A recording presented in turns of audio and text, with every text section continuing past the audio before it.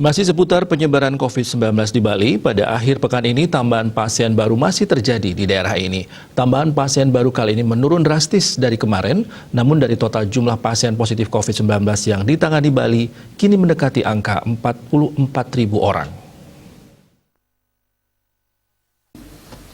Satgas Penanganan COVID-19 Provinsi Bali hari ini merilis data sebanyak 124 orang terpapar virus corona.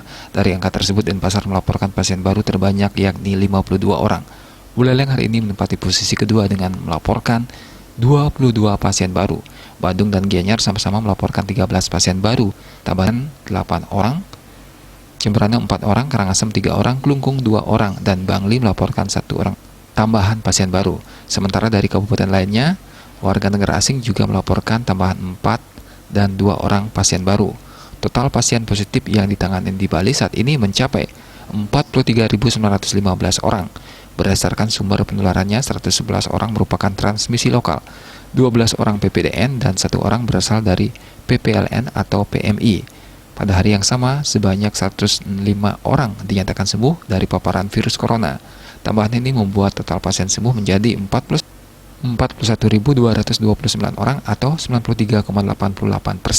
Tambahan pasien meninggal hari ini terjadi dan jumlahnya menurun tajam dari hari sebelumnya. Sebanyak 3 kasus kematian dilaporkan hari ini. Berasal dari Tabanan melaporkan 2 kasus dan Badung 1 kasus.